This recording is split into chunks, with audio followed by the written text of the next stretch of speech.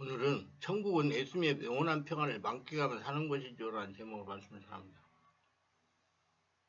천국은 예수님의 평안을 만끽하며 누리는 것입니다. 예수님께서 요한복음 14장 27절 평안을 너에게 끼치노니 곧 나의 평안을 너에게 주노라. 내가 너에게 주는 것은 세상이 주는 것 같이 아니하리라. 아무리 예수를 믿고 성령으로 거듭났다고 하더라도 평안하지 않으면 하늘나라가 임한 것이 아니라는 것입니다. 예수님이 주니신 하늘나라는 예수님 평안이 있는 것입니다. 예수님이 주신 평안은 세상에 주는 것 같지 않습니다. 저는 매주 토요일날 개별 집중 정밀 치유 집회를 합니다. 요즘에는 월화 금토에 합니다. 이제 정밀 치유를 하면 모든 분들이 참으로 평안하다고 합니다. 그러면 제가 이렇게 말합니다. 자신 안에 주인이 계신 예수님의 평안이 온전하게 흘러나온 것이라고 합니다. 예수님이 하나가 된 것이라고 합니다. 그러면 예수님 위에 다른 세상 것들이 성령의 역사로 모두 배출이 되어 온전하게 예수님이 하나가 된 증거라고 설명을 합니다. 천국은 세상에 주는 것 같지 않는 예수님의 평안이 자신의 전인격을 지배하는 상태라고 표현하면 정확합니다. 말씀을 지식으로가 아니고 실제적으로 느끼는 평안입니다. 평강은 예수님이 주십니다. 예수님의 평강은 왕입니다. 예수님의 평강은 영원한 것입니다. 세상도 평안을 줍니다. 근데 세상이 주는 것 같지 않고 예수님이 영원하다고 말씀하세요. 말씀을 자꾸 성령으로 역설적으로 깨달으려고 노력하세요. 그냥 문자적으로 이해하려고 하지 말고. 이사야 선지자를 통해서 예수님의 탄생을 예언하시면서 그의 이름을 평강의 왕이요 그 정사와 평강의 더함이 무궁하리라고 하셨습니다. 예수님이 탄생하실 때도 천사들이 노래하기를 하나님께는 영광이요 땅에서는 기뻐하심을 입은 사람 중에 평안하고 했습니다. 예수님이 십자가를 지시기도 예루살렘에 입성할 때도 우리들을 평강의 왕으로 오시는 호산나에 하면서 노래했습니다. 예수님은 부활하신 후에 첫 번째 하신 말씀이 무엇인지 아십니까? 너에게 평강이 있을지어다 하고 제자들에게 말씀하셨습니다. 제자들은 두려워서 방문을 잠그고 있었는데 예수님이 호련히 그들에게 나타나서 거듭거듭 너에게 평강이 있을지어다 너에게 평강이 있을지어다 거듭거듭 말씀하셨습니다. 오늘 말씀을 통해서 우리들에게도 너희에게 평강이 있을지어다 하시는 음성을 듣기를 바랍니다. 참 평안을 누리시기 바랍니다. 두려워하며 근심하는 자 곁에 서서 아들아 너에게 평강이 있을지어다 수치심 불안 염려 때문에 잠 못 이루는 자에게 찾아서 사랑하는 자여 너에게 평강이 있을지어다 하시는 음성을 들으시기 바랍니다. 그 성령 안에서 자꾸 자신의 불안 두려움을 주는 요소들을 성령 역사로 다 정하시고 내보내가지고 온전히 예수님 하나 되서 예수님 주신 참 평안을 누리시기 바랍니다. 그게 지금 살아서 천국을 누리는 겁니다. 예수님이 이렇게 말씀하죠. 평안을 너에게 주니 곧 나의 평안을 너에게 주노라. 예수님 자신의 평안을 우리에게 주셨습니다. 평강의 근원이시며 평강의 왕이신 예수님께서 자신의 평안을 우리에게 주신다고 하셨습니다. 평안을 너에게 끼치니 곧 나의 평안을 너에게 주노라. 예수님이 주시는 평안은 우리 마음을 편하도록 달래거나 쓰다듬어 주시는 정도가 아닙니다. 예수님이 자신 깊은 평안, 그 영광스러운 성품의 하나인 평안, 존재적인 평안을 우리에게 주신다고 말했습니다. 영원한 평안을 주신다고 말했습니다. 나의 평안을 너에게 주노라. 엄청난 말씀입니다. 예수님 주신 평안은 세상에 주는 것과 같지 않다고 하셨습니다. 이 세상의 평안은 조건적이며 일시적입니다. 그러나 예수님이 주신 평안은 조건을 초월하는 평안이며 영원한 평안입니다. 풍랑이는 바다에서도 깊이 잠들 수 있는 평안입니다. 예수님은 그러한 자신의 평안을 우리에게 주셨습니다. 그런데 문제는 나의 평안이라는 예수님 말씀이 있습니다. 요한복음 14장 27절. 아울러 세상도 평안을 준다는 것은 본문의 말씀입니다. 그리고 자신이 소유한 평안이 세상의 평안인지 예수님 평안인지 구분하지 못하게 되면 아무런 의미가 없게 되고 나아가서 착각과 미혹이 씨앗이 될 수 있습니다. 그렇기 때문에 우리는 더욱더 성경 말씀에 무엇을 어떻게 말씀하고 있는지 무슨 의미가 있는지 성령으로 역설적으로 깨닫게 하심으로 살펴봐야 할 필요성이 있습니다. 세상의 평안과 예수님 평안 사이에 차이점 무엇일까요? 그런데 이 질문을 유심히 보면 놀라운 것은 평안이라는 말에는 아무 차이가 없다는 말입니다. 다만 그 평안이 누구로부터 온 것이냐의 차이만 있을 뿐입니다. 그러므로 세상도 예수님도 똑같이 제공하시는 평안이 무엇이 의미가 한가를 멀리 알 필요가 있습니다. 평안, 에일이란 무엇일까요? 에이로 즉 연합하다라는 뜻으로부터 유래된 에이레네라는 따라서 하나가 된 고요 안식, 하나가 된다는 의미를 가집니다. 즉 평안이라는 것은 분리된 상태나 두 개 이상의 별개의 존재가 연합하여 하나가 된 상태를 의미합니다. 일반적으로 평안은 반전말인 전쟁을 생각하면 이해가 쉽습니다. 전쟁이라 적지 않은 2개 이상의 나라가 단체 혹은 개인이 있어야 가능한 것이고, 상대로 평화는 어느 한쪽으로 통일된 상태를 가리킨다고 볼 수 있습니다. 그러면 우리 인간에게 평화를 할 수 있으려면 우리 내부에 다투는 2개의 존재, 즉 갈등 구조가 있을 때는 불가능하고, 어느 한쪽이 다른 한쪽을 통하든지 쫓겨나든지 해야 가능한 겁니다. 그래서 예수님이 이 땅에 오셔가지고 귀신을 쫓아내신 거예요. 우리에게 천국 참평안을 주시기 위해서. 여러분, 귀신 들리면 평안이 없잖아요. 지금 많은 분들이 저에게 전화가 오는데 참 안타까운 분들이 많아요. 정말. 다 지금 예수님의 다른 세력이 그 안에 존재하고 있기 때문에, 그런 대립관계에 있기 때문에 그런 일이 일어나는 겁니다. 그래서 집중 원문 기도를 오래 하면 그것이 다 정리돼가지고 하나가 되기 때문에 평안이 다가오는 거예요. 하늘나라가 되기 때문에. 사도 바울이 로마서 7장에서 고백한 것처럼 내 속 사람은 하나님 법을 즐거워하되 내 지체성은 다른 한 법에 내 마음의 법과 싸워 내 지체성은 죄의 법 아래로 사로잡아 가는 말. 예, 로마서 7장 22, 23절. 상황에서는 평안이 있을 수가 없습니다. 2개가 있기 때문에. 그러므로 문제의 시작은 내 속에 2 존재가 있음을 알아채는 때부터 볼 수가 있습니다. 그러면 이전 상태는 어떤가요? 앞에 설명해드린 평화이란 하나된 상태를 의미하는데, 자기 속에 2 존재가 갈등 구조를 그리고 있는 것을 알지 못하는 때에는 그쪽도 평화라는 말입니다. 그것이 세상의 평안입니다. 마치 되나 한 점 얻음 없이 평안한 것처럼 치석 같은 한밤중으로 한 점 없이 평안도 한 점 빛이 없어도 평안한 것입니다. 그래서 밤을 만드셨어요.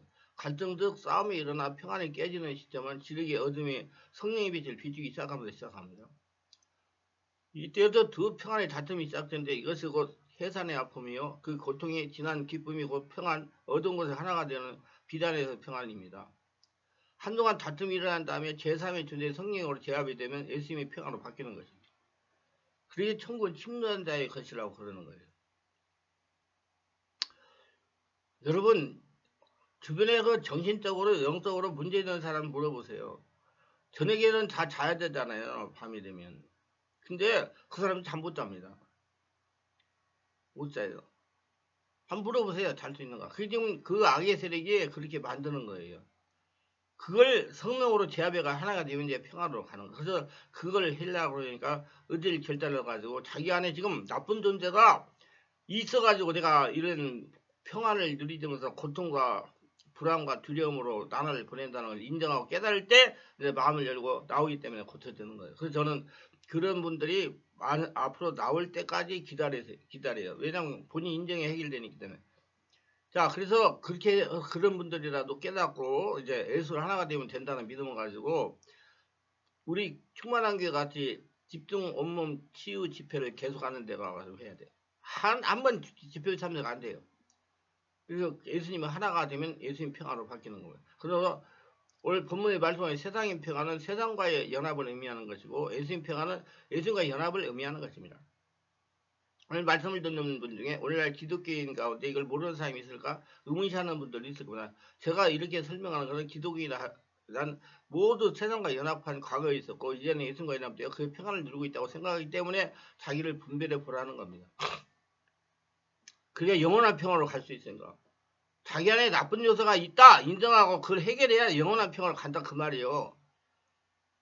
어떤 사람들 같이 뭐 긁어가지고 그 문제 만들 필요가 있냐. 나중에 나이 들고 문제가 되면 이 신앙생활도 못하고 고통만 당하다가 갈 수가 있기 때문에 그래요. 그 미리 알고 대처하라, 예방신앙하라. 그래서 영적 검진을 받아라. 예. 의료보험이나 2년에 한 번씩 하는 건강검진 받듯이 우리 영적 검진을 받아야 돼요. 두개도. 그래가지고 그걸 하나로 만들어야 여러분 지금 살아서 천국을 누리는 거예요. 그게 있기 때문에 고통을 당하는 거예요. 그것들이 있기 때문에 나중에 문제를 일으켜가지고 늙어가지고 나이 들어가지고 여러 가지 문제가 있고 뼈골이 상하고 척추에 문제가 생기고 정신에 문제가 생기고 치매가 걸리고 그래가지고 예수님이 참평안을 누리고 못하다가 고통만 당하다가 갈 수 있기 때문에 지금 젊어 있을 때 하나로 만들어라 그 말 인정해야지. 본인이 인정해야 되니까. 그래서 이런 말씀을 전하는 거예요. 혹시 나에게 더러운 거 있을 수 있나? 해가지고 빨리 깨달아서 빨리 성령 역사로 하나를 만들라고. 그래서 지금 살아서 예수님 평안을 누리며 천국을 누리며 살으라고 그렇게 말씀을 전하는 겁니다. 이해를 잘 하시기 바랍니다. 근데 이 문제는 오늘날 신자들이 대부분 과연 세상과 있으면 두 상극의 갈등 구조를 몸으로 살고 예수님에게 연합되어 있느냐입니다. 그 갈등과 고통 세움없이 이 시간 문제가 아니라 영혼력의 성령이 지배받느냐 받지 못하느냐가 문제입니다. 체험을 해봐야 돼요. 인정해야. 예수를 믿는다면 감히 당연하건대 거짓말이에요. 왜냐하면 세상과 연합하여 우리 인간은 누구나 세상과 하나 되어 살던 존재였습니다. 평안한 삶을 누리는 사람이 예수를 만나게 되면 그 가치택의 다름이 때문에 심각한 갈등을 했던 것이 성경에 기록되어 있기 때문이다. 대표적인 사례가 마태복음 19장에 거론되는 부자 청년의 얘기입니다. 예수를 믿는 길이 나의 목숨이라는 비용이 든다는 것을 기억해야 됩니다. 그냥 믿으면이 아니라 내가 자격을 버려야 된다는 그런 말이 있기 때문에 갈등 구조가 생긴다는 말입니다. 내 목숨을 버리지 않으면 괜히 공사를 시작만 하고도 일을 못하는 불쌍한 사람이 된다. 고린도서 15장 19절 말입니다. 그래도 좁고 협착한 길입니다. 자기 목숨을 위해 자신 전력으로 사는 삶이 주는 평안이 있는데 그것이 곧 세상이 주는 평안이요 자기 목숨이 있어 이름으로 얻는 평안인데 그것이 곧 예수의 평안입니다.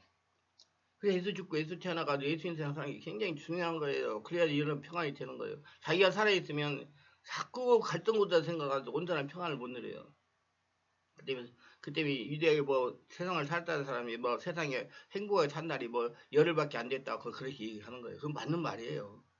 둘 다 평안이라는 말씀을 쓸 수 있는 것은 전자는 자기 목숨이 것을 보이지 않음으로 평안이요 후자는 자기 목숨이 없어지고 십자가에서 예수와 함께 죽음 해서 성령의 지배와 장악된 그때 생명으로 살기 때문에 주어지는 평안입니다. 그게 이제 그걸 살아라 이 말이에요. 성령의 지배와 장악된 그리고 생명으로 살아서 평안을 얻기라. 그게 천국이다. 지금 천국. 근심이고 갈등이 있다는 얘기는 자기 목숨과 그 생명 사이에서 방황한다는 말입니다. 아직 자기가 남아있다는 얘기예요. 몸으로 자기 목숨을 위하여 살면서 입으로 그리스도를 믿는다고 자랑소리할 일이 아닙니다. 분명하게 성령으로 전인격에 굴복시켜야 돼요. 제가 이 유튜브에 설교를 하는 것이 딱 따면 이거예요.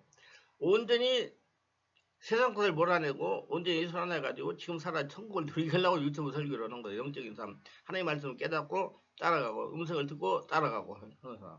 그게 참 평안이 온다는 얘기야. 그래서 분명하게 성령으로 전인격에 굴복시켜야 됩니다. 전인격 성령의 지배와 장악이 되고 성령의 인도를 받아야 예수 평안, 영혼의 온몸을 느끼며 살아갈 수가 있는 것입니다. 천국은 자신 안에는 청전해서 이미 평안이 넘쳐난 상태를 말합니다. 온전히 하나가 된 상태. 세상이 주는 평안이라는 세상에도 가볍게 무시할 수 있는 성질의 것이 아닙니다. 평안이라는 것이. 세상에서 나름대로 마음수련, 명상호, 단전호, 기치료, 명상, 웃음치료, 프로폴, 투약 등을 통해서 나름대로 평안을 누리고 있기 때문입니다. 여러분 프로폴 왜 맞아요? 프로폴이라고 딱 다운되면 편안하니까 프로폴 맞죠. 그게 세상이 주는 평안이에요. 거기 빠지면 이제 진역 가는 거예요. 감옥 사는 거예요. 그래서 감옥을 누리는 거예요. 이게 잘못된 거기 때문에. 더구나 오늘 말씀에서 말하는 세상은 일반적으로 생각하는 세상이 아닙니다. 저 부병과 부패가 난무한 저 노마의 백성들이 아니라 하나님 향하던 기도하던 유대 백성들 그 세상을 의미합니다. 그러니까 하나님의 자녀라고 하나님의 백성이라고 하면서도 아직 성령의 지배 장악되지 않은 인간적으로 율법을 가지고 사는 세상 사람들 유대 백성들을 말합니다. 그 사람이 세상이라는 얘기예요. 말로는 하나님의 사랑을 다하면서 그 계명을 가지고 지키는 것을 무엇인지 모르는 그래서 진리의 영을 받지 못하는 대상이고 세상이라는 말입니다. 이게 참 그러니까 여러분 이걸 말씀을 전하는 거예요. 지금 예수 믿는 사람들 이런 세상이라고 이렇게 말씀하신 세상이 될 수가 있어요. 성령으로 하나가 돼야 된단 말이에요. 안 보이는 성령 초단지 역사로 하나가 돼야 돼. 다른 말로 하면 자기 목숨을 위해 신앙생활하는 사람들이 성경적 세상 사람들입니다. 그래서 죽어라 그러잖아요. 죽고 다시 살아나라. 성령의 집에 인도받아라. 세상은 이런 사람들에게 자기의 평안을 선물하는데 이것이 곧 기도하면서 누리는 평안이요. 구제함으로서 가지는 평안입니다. 기도는 자신의 욕구를 충족한 내용으로 강구하는 기도요. 기도 시간을 때워야 율법을 버리지 않기 때문에 하는 인간적인 기도를 말합니다. 이건 세상의 평안이에요. 그때는 혼자서 편하다 이 말이에요. 그래서 내가 자꾸 그래. 주일날도 예배 때우려고 하지 말아라. 그건 잠시 잠깐이다. 온전히 하나님 거룩한 산재면 영과 진리 예배를 드려라. 시간이 2시간이 5시간이면 하나님께 드려야 된다. 그래서 어렵사리 큰일 한 건 하고 나면 몸이 피곤해서 소위 영혼은 하나님 앞에 뿌듯하고 소위 영혼은 하나님 앞에 뿌듯하고 자랑스럽고 평안한 것입니다. 그걸 떼었기 때문에. 근데 좀 지나면 그 평안이 사라지죠. 또 해야지 불안하죠. 이 모든 것은 어떠한 일 자기가 함으로써 주어지는 것들이요. 자기 신앙의 수준에 따라 조령무게로 변하는 평안입니다. 그래서 제가 자주 강조하는 것이 거래한 성전으로 사세요. 거래단의 성전으로 사세요. 하나님의 주인으로 사세요. 그래야지 영원한 평안이 여러분 안에 주인으로 되는 거예요. 그걸 깨달으셔야 돼요. 그래서 성령으로 해야 되게 집중 온몸 치우기를 제가 이 세상에 살 수 있는 기간 동안 계속 하겠다는 얘기예요. 자기 자신만 알고 인정해주는 평안이라는 말입니다. 그래서 하나님 앞에 영원히 살지 못하고 죄송스럽고 그래서 또 눈물을 흘리고 회개기도 하고 나면 또 속이 후련하고 그러면 또 그 용서의 관계가 평안하고 마치 냄비에 죽고도 바람이 쳇박에 드는 것 같은 것이 오늘날 신앙입니다. 그래서 온전히 하늘나라가 돼야 돼요. 거래단 성전. 이 성령을 하나가 되는 거예요. 그래서 천국이라는 것을 바르게 알아야 천국을 위해서 모든 것을 버리고 천국으로 가죠. 그렇다고 해서 뭐 자연인같이 산속에 들어가 살아는 얘기예요. 사람 속에다 부대끼면서 자기를 하나님의 은혜 가운데 성령으로 충만해가지고 천국을 누리며 살아라는 얘기예요. 그걸 알면, 천국을 알면, 깨달으면.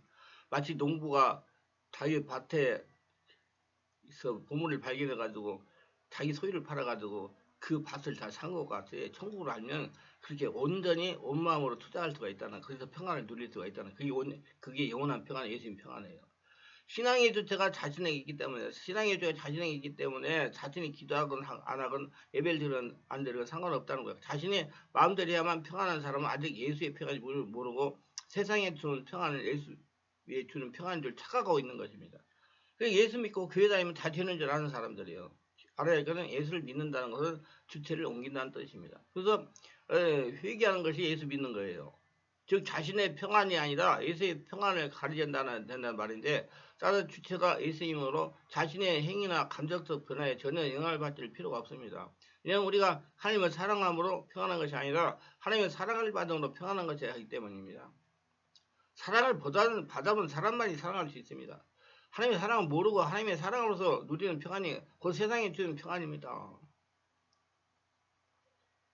다시 한번 말합니다. 하나님의 사랑을 모르고 하나님의 사랑함으로써 누리는 평안이 그 세상에 주는 평안이에요. 온전히 하늘나라가 돼야 된다 이 말이에요. 이건 분명히 예수의 평안과 다릅니다. 왜냐하면 전자는 우리가 하나님을 사랑할 때만 누리는 평안이에요. 후자는 그냥 내 속에 존재하는 평안이기 때문입니다.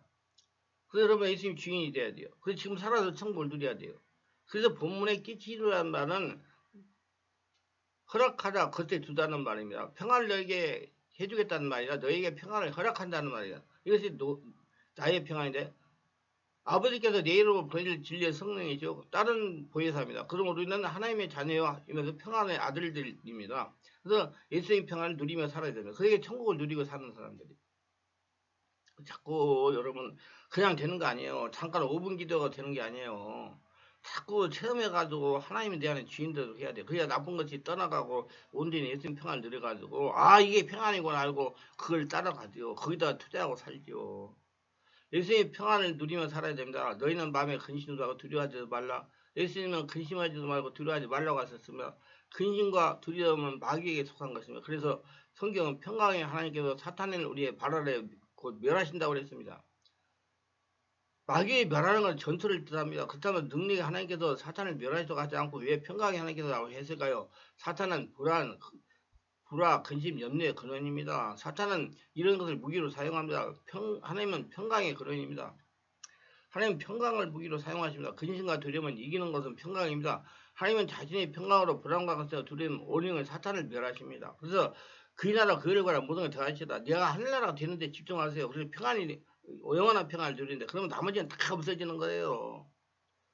하나님은 그 넘치는 평화, 그 깊은 평화가 우리를 어지럽히는 사탄을 멸하십니다. 사탄의 역사가 일어납니까?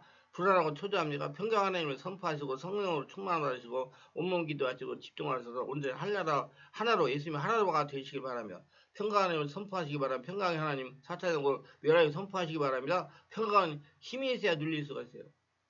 5차원의 초단되는 권세가 날 장악해야 누릴 수 있습니다. 한계보다 더 큰 힘이 있어야 누릴 수 있습니다. 문제보다 더 큰 힘이 있어야 누릴 수 있습니다. 질병보다 더 큰 힘이 있어야 누릴 수가 있습니다. 우리 안에 계신 이가 세상보다 더 크십니다. 우리는 그분의 능력으로 환경을 이기고 문제를 이길 수 있고 환란, 풍파, 고통도 병도 다 이길 수 있습니다. 우리는 예수님의 능력으로 그 어떤 문제를 만나도 이길 수 있기 때문에 평안을 누리는 겁니다. 사랑의 힘으로 누리게 해주십니다. 예수님이 제자에게 나의 평안을 너에게 주신다고 하셨는데 실제로 제자들이 평안을 누린 것은 오순절날 성령 충만받고 나서부터였습니다. 성령을 하나 되니까 항상 두려워 불안했던 그들이 성령 세례받고 나서는 잠자고 평안했습니다. 베드로는 감옥에서 다음날 끌려다가 죽게 되었는데 평안하게 깊이 잠들었습니다. 그는 매를 맞고 죽음 앞에서 평안을 누렸습니다. 성령은 예수에 주신 평안을 누릴 수 있는 힘이 되시며 예수님은 자신의 평안을 우리에게 주셨고 그 평안을 누릴 수 있도록 성령이 보내주셨습니다. 그런데도 불안할 때가 있습니다. 우리는 예수님 평안을 받았으면 누리지 못하고 불안할 때가 많습니다. 되게 그런 때는 우리가 성령의 뜻을 거스를 때예요. 성령의 뜻을 거스를 때 내 속에 성령이 근심하셔. 그러면 내 마음에 불안, 근심, 두려움이 일어납니다. 이는 성령님께서 우리를 바로 세우기 위해 사용하시는 도구입니다. 자신을 깨닫게 하고 바로 세우기 위해서 성령은 불안, 근심 사용하십니다. 이런 근심은 유익한 것입니다. 이런 근심에 반드시 더 큰 평안을 누리게 됩니다. 세상에 주는 평안도 맛보고 예수께서 주시는 평안도 맛을 본 사람만이 세상의 평안을 알 수가 있습니다. 세상에 주는 평안으로 잘 먹고 잘 자던 경험이 과거에서 가는 사람의 현재 삶이 그것이라는 반증입니다. 물론 예수 믿고 나서부터요. 그리고 예수 믿고 나서부터 성령을 세다고 전투를 해가지고 하나가 되어야 돼요. 그래야 평안이에요. 그래서 온몸 집중 치유 집회를 계속 하는 거예요. 이 의미를 잘 알아야 돼요. 제가 25년간 사역하고 하는 깨달은 게 성령으로 온몸 집중 치유를 기도를 오래 해야 된다. 그래야지 하늘나라가 돼가지고 예수는 하나가 돼가지고 지금 살아서 참 평안, 예수님 평안, 천국을 누릴 수 있다. 그게 맞다. 그러니까 사람들이 그걸 따라서 인정하고 따라 하는 사람은 다 바꿔져요. 환경도 바꿔지고 얼굴도 환해지고 병도 떠나가고. 한번 해보세요, 여러분. 그 의지결단만 하면 해요. 아이, 실감해서 기도가 무슨 힘듭니까? 그냥 숨 쉬는 건데. 그래서 세상이 주는 평안에 크면서 힘써 하나님의 평안을 거부하게 됩니다. 그게 체험을 못하기 때문에 자꾸 예수 믿거나 안 믿거나 똑같다 이러는 거예요. 그러므로 저희가 평안하다 안전하다 할 그때 잉태된 해산의 고통이 당한 것 같이 멸망이 호련히 저기 이르니 결탄코 피하지 못하라 그랬어요. 자꾸 평안하다 그러니까 자꾸 세상이 커져가지고 나중에 문제를 땅 이렇게 내가 앞에도 많이 있잖아요. 나이 먹어가지고 고통이 따라온다니까요. 그럼 커져가지고 그래서 어렸을 때 젊었을 때 깨닫고 하나를 만들어야 된다 이 말이에요. 우리 모두 하나님의 평안을 선물 받아서 세상의 평안을 만족하며 사는 사람들에게 예수님 평안을 소개하는 사람들 되시길 바랍니다. 합평케 하는 자는 복이 나니 저희가 하나님의 아들을 일컬을 받을 것이고 마태복음 5장 거죠. 예수님 평안을 주변사에게 지연시켜 우리가 되게 하시기를 바랍니다. 그래서 평안이라는 예수 평안은 이거구나 알고 예수의 평안을 알려고 그러면 집중 치유 온몸 기도를 많이 하셔야 돼요. 예수 예배를 많이 드리고 때우는 시간 안 됩니다. 때우는 시간은 그냥 그 때우고 나니까 마음이 좀 편하고 그건 일시적인 평안이에요. 온전한 평안은 온전히 하나님 나라가 되는 거예요. 거기다 성전이 기도합니다. 오늘도 저희 설교를 끝까지 들어보신 분들 축복하셔서 특별히 축복하신 분들 구독, 좋아요, 알림 설정 후원하신 분들 기억하시고 성령으로 세고 성령 충만해 하나님께 예배드리고 기도하며 하나님 기쁘시게 하는 삶을 살아가며 거룩한 성전들에서 지금 천국을 누리며 한 해 보고 넘쳐나게 없어 예수님의 이름으로 기도합니다. 아멘.